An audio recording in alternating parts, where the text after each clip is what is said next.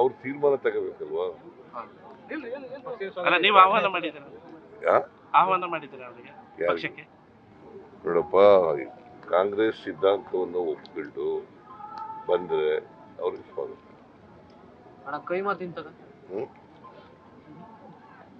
ಏನಪ್ಪ ಕಾಂಗ್ರೆಸ್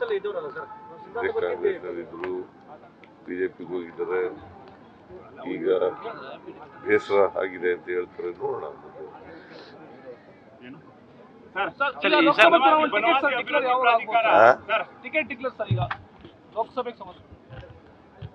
ಶೀಘ್ರ ಆಗ್ತದೆ, ಬಹಳ ಬೇಗ ಮಾಡ್ತೀವಿ. ಕಾಂಗ್ರೆಸ್ ಅಲ್ಲಿ ಸ್ವಲ್ಪ ಕನ್ಫ್ಯೂಷನ್ ಇದೆ ಅಂತ ಸುದ್ದಿ ಇದೆ ಸರ್. Confusion sir. ಅನಂತಕುಮಾರ್ ಅವರೇ ನಿನ್ನೆ ಹೇಳಿದ್ದಾರೆ, ಅನಂತಕುಮಾರ್ ಹೆಗಡೆ ಬನವಾಸಿ ಪ್ರಾಧಿಕಾರ ನಿನ್ನೆ ಘೋಷಣೆ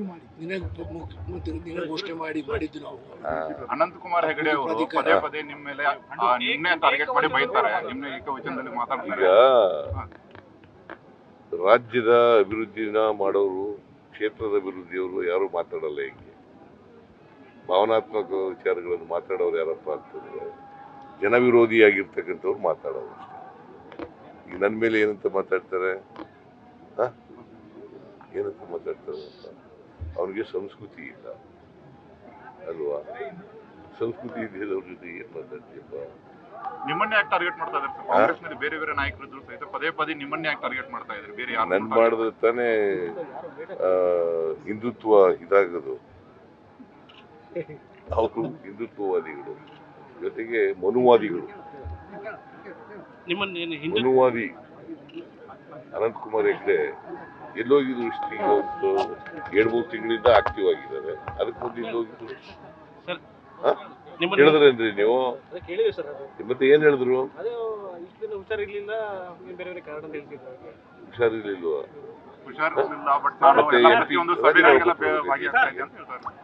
ಅನಂತ್ ಕುಮಾರ್ ಹೆಗಡೆ ಅವರು ಆಕ್ಟಿವ್ ಆಗಿದ್ದೆ ನಿಮ್ಗೋಸ್ಕರ ಅನ್ಸುತ್ತೆ. ಯಾಕಂದ್ರೆ ಅವರು ಬರೇ ಕಾಂಗ್ರೆಸ್ ವಿರುದ್ಧ ಅವರು ಲೋಕಸಭಾ ಸದಸ್ಯರಾಗ ಆಕ್ಟಿವ್ ಆಗಿಲ್ಲ. ಲೋಕಸಭಾ ಸದಸ್ಯರಾಗ ಆಕ್ಟಿವ್ ಆಗಿಲ್ಲ ಅವರು. ನನಗೋಸ್ಕರ ಆಕ್ಟಿವ್ ಆಗಿದ್ದಾರೆ. ನೀವು ಅಂತಿವ್ರನ್ನ ಆಯ್ಕೆ ಮಾಡಿದಿರಲ್ಲ, ನೀವು ಆಯ್ಕೆ ಮಾಡಿದಿರಲ್ರಿ. ಕೆಲಸ ಮಾಡದಿದ್ದವ್ರನ್ನ ಆಕ್ಟಿವ್ ಆಗಿಲ್ಲದವ್ರನ್ನ ಆಯ್ಕೆ ಮಾಡಿದ್ದೀರ. ನ್ಯೂಸ್ ಫಸ್ಟ್, ನಿರ್ಭೀತಿಯಿಂದ ನಿಮ್ಮ ಪರವಾಗಿ.